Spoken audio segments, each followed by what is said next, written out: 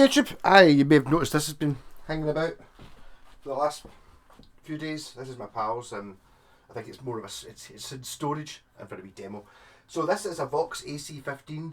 And yes, it's much bigger than I thought a Vox AC15 would be. But I suppose when you think about it, I don't want to say most of these amps I've got in here are small, but they kind of are compared to full size one. You know, that's like a mini head, like a full head's kind of that, but that's a 3x12, not a 4x12, which is a foot wider and all that. So, and basically it's a made in England one, whatever that means. I'm not sure what year it's from, but I have turned it on, make sure it's on. So this is the way where it was set. We've got inputs 1 and 2, volume, treble, bass, reverb, speed and depth, and then a master volume, and then I've not to use the standby switch. Although I've been told before not to use the standby switch by people who build amps, like even on any of these, don't use the standby switch.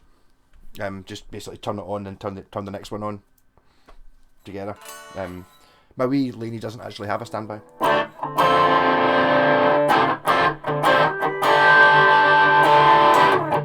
And I'm just going straight into the amp.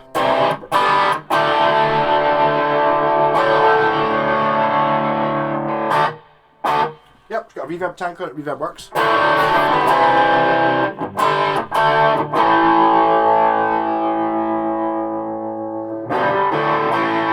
Oh, tremolo! Tremolo one. I never even saw the tremolo. It's reverb, tremolo, depth and speed.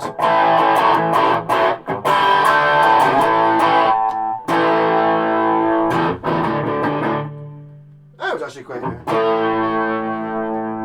that tremolo's kind of maybe the multi-effects pedals and it's a wee Behringer one I've got, is it tremolo or something like that, a Bellcat one. It's kind of maybe a little bit more too extreme. It's like I can hear it. Good in single coil sounds.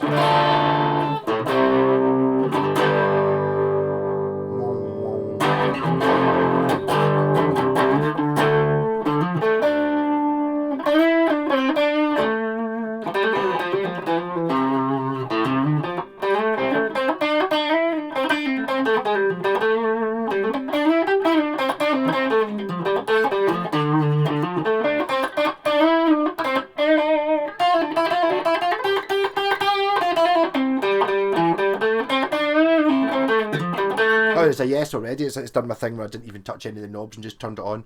I turned the master volume down. That is kind of as low as you can get it though, but it's actually working. I will turn it up in a bit to see. That's basically the notch. You can kind of hear it. There's something there, but it sounds like it's the end of a phone line. And then at this volume, suddenly it's enough volume to kickstart the rest of the amp sort of thing. So it actually comes on and sounds like a Vox. So I'm just getting a wee bit more. When I was doing a few weeks ago, I was messing about with the soft tech and the orange and kind of playing the two together or going between the two, and I'm really aware of how much like a Marshall the soft tech sounds and how much like an orange the orange sounds. And what was the other one I had? It was a Vox. Actually, it was one of the modelling Voxes, and I said it totally sounded like a Vox. This immediately sounds like a Vox. I reckon if you didn't tell me what kind of amp it was and you just plugged it in here, have a shot of this guitar, and then play it with this sound, and asked me what it was, I think I would probably guess Vox. Honestly, I think so.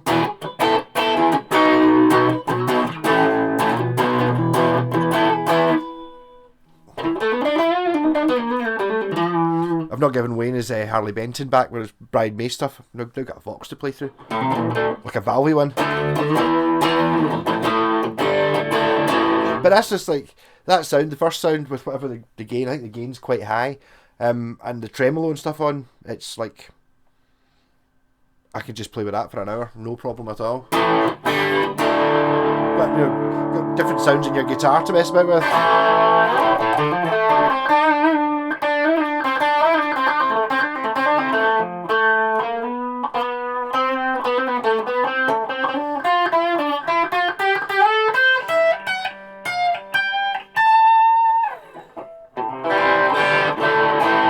For some reason, this particular sound make me want to play chords, not play lead.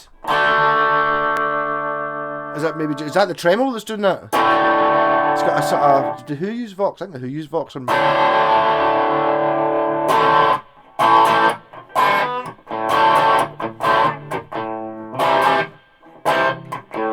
know that one. There's Marshall leader in it.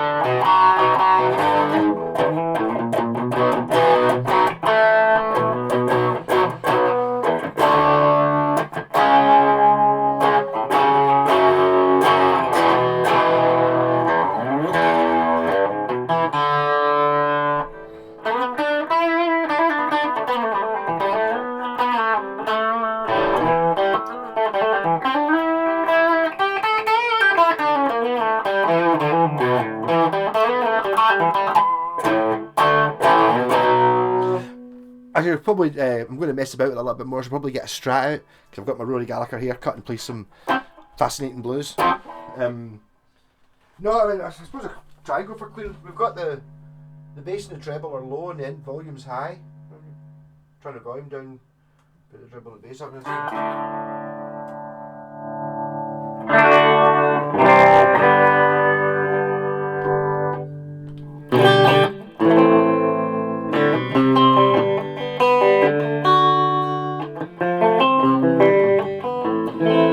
Sound, it's like all of these amps kind of suffer from it. It sounds much better when you have it up at a volume which is designed to be played with. I mean, okay, you think 15 watts, gigging with that, no problem.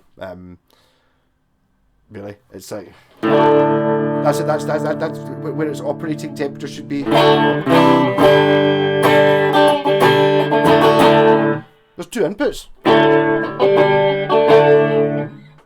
Input 2.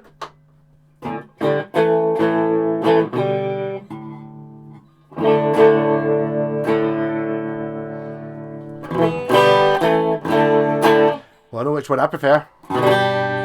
Maybe that's for playing in the house if you're running into. I wonder if that's what it is, because the Softex kind of like that. I wonder if that's where Softex stole it from. It's got like a low and a high input, and it's not like low impedance or like, you know, one for active circuits. It just kind of uses half the valves, so it's like a sort of low power mode, which is kind of what that's sounding like. It's kind of sounding muffled and, oh come on, run me at full throttle. I think anyway. Yeah, it's just like, you know, it's just like putting caps on it or something. More is more power, yes. In fact, I'm actually not hating that tremolo. I'm wondering maybe dig out a tremolo pedal.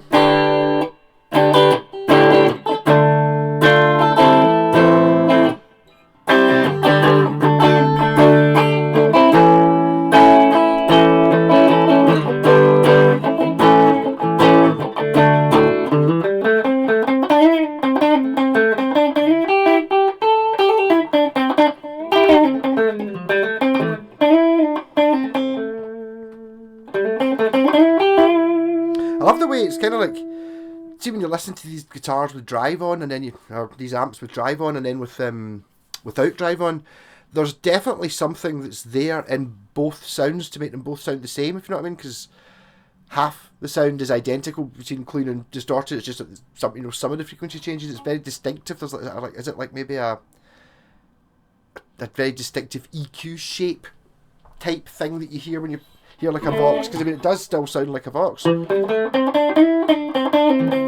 Just at random, you know, I've not set it up in any way, I've just twiddled the knobs a wee bit. But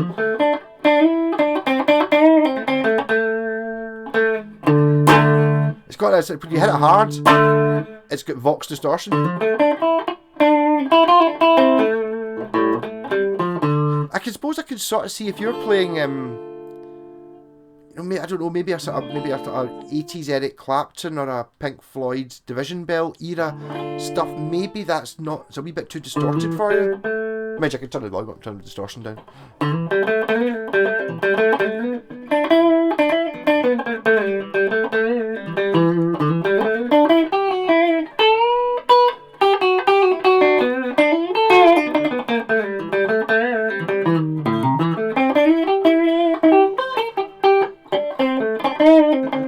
must be 10 minutes in, and basically after about, I don't know, a minute, it was like pure, it passed the test and I like it. That's basically what's important about these things. Again, I kind of intentionally, when my pal drops these things off for storage or whatever, I kind of don't look them up to see what they are, so I don't know what to expect. So I don't know. He did say it's a made in England one. I don't know whether that's he didn't say it was like a 70s one.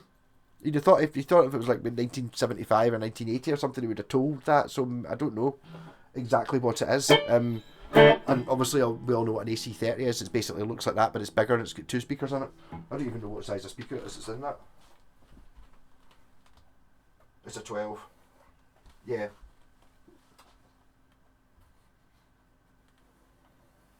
What's it? You could have made that one smaller. I'm just looking. It's kind of like a sort of similar amp. I suppose that's 30 watts, so that's got an extra. There's a switch in the back that switches it down. It is, again, for me in here, I was saying I like it. It's fantastic. It does have a thing which a lot of amps do have. For if you, in my situation, it's like I can't see the knobs because I've got to lean over it because I've got it sitting in the corner. So if that's where you've got it sitting, whereas in this one I can see where the knobs are. And I can see whether it's on, and I can go, oh. Why is there no sound? It's like because I've bashed the volume control or because I forgot to plug the guitar in. You can just see it. So I like an amp just for personal on the front. For gigging and stuff, it doesn't really matter. Also, it's obviously it's upside down as well when you look at it from over the top. I used to always think that was weird the way amps did that. So you're like, oh, you meant to stand behind the amp. You know what I mean? Like you stand behind your amp so you can see what it says volume and tone and you can adjust the knobs. And it's simpler than that. It's the see if you look at this, right? Here's this is a copy of a Marshall, which is a copy of a Fender Basswood. What an amp head looked like in the 60s, right?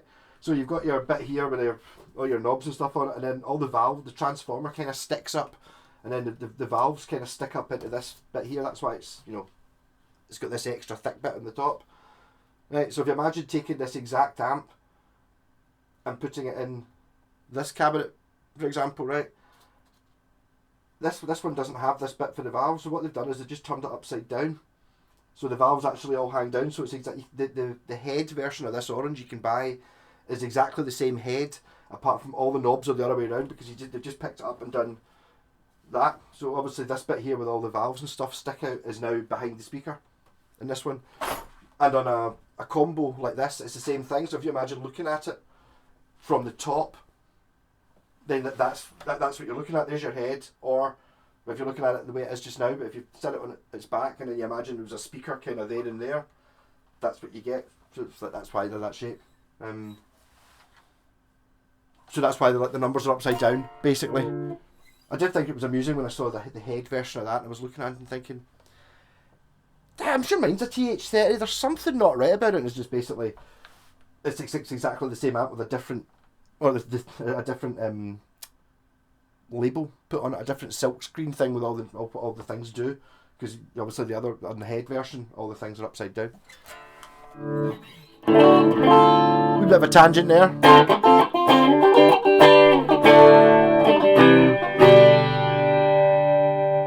Put some tremolo on because it's not very often I get it. Yeah, see that tremolo, even though it's up quite loud there, maybe I'll have a wee listen to tremolo.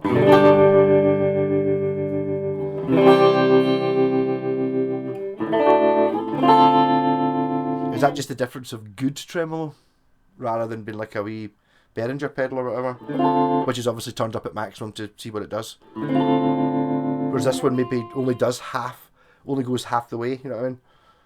But it just gives you the useful range.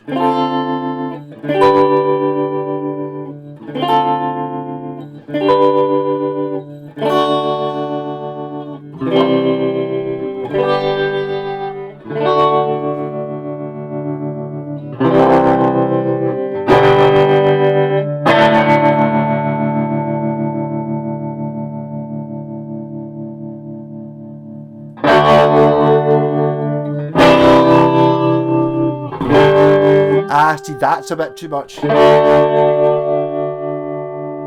just turn it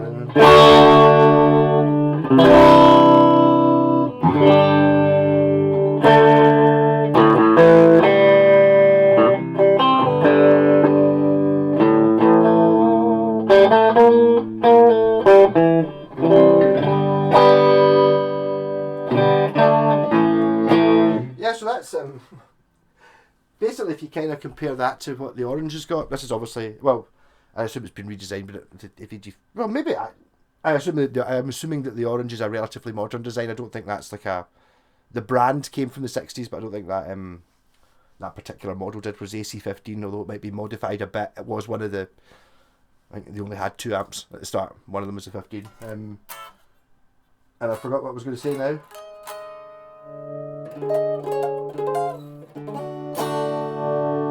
It's amazing. I really like it. No,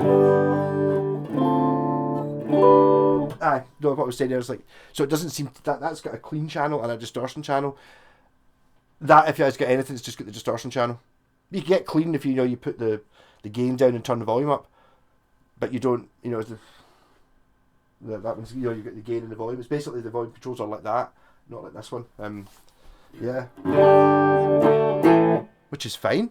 I suppose it's not foot switchable, but I'm really enjoying there. See the way, rather than a pedal, or maybe it's just because I can reach it, how the gain works on an amp, like real time when you're sitting messing around with it. Not when you're sitting down on the floor with a speaker blasting in your face trying to work out how to set your rat pedal. Just the ability, just kind of increase on the fly sort of thing. Yeah.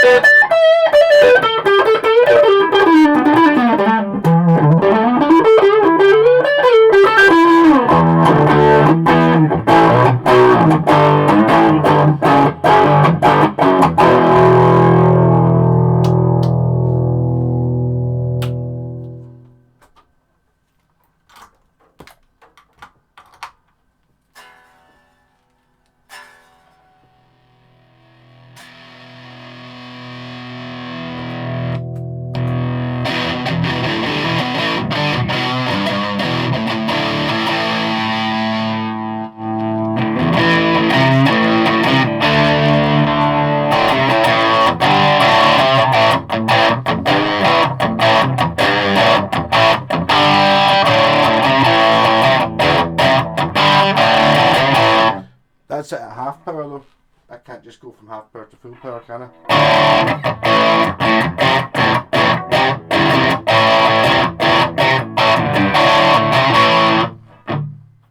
Yes, I can.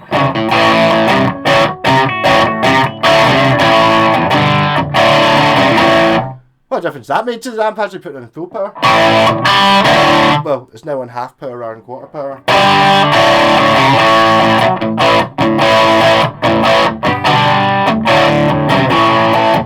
I wonder how simple these circuits are, or how similar they are. Because that's when I had that sitting in half power, it was like kind of like that wee bit when I was doing the videos earlier on about it's kind of like you just take something away when you've got like a really expensive acoustic and a really cheap acoustic. There's just more sound comes out of the expensive one, and that's kind of, it's almost like there's a filter on it, and it's like for the cheaper ones, and that's kind of what that sounded like when you had it in half. Now the thing that was doing that wasn't doing is now doing it in half, so it's a power thing.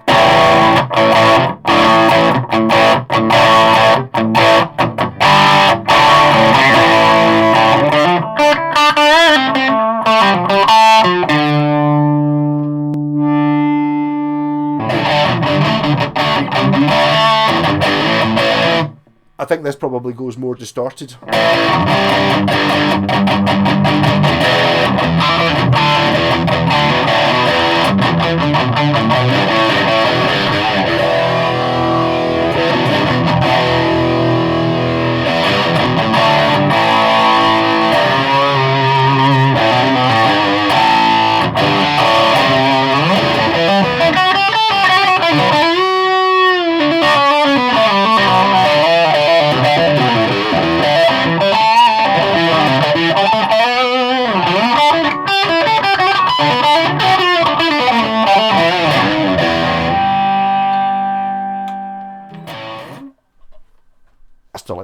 But yeah, no, I would have that as my amp, or no problem at all.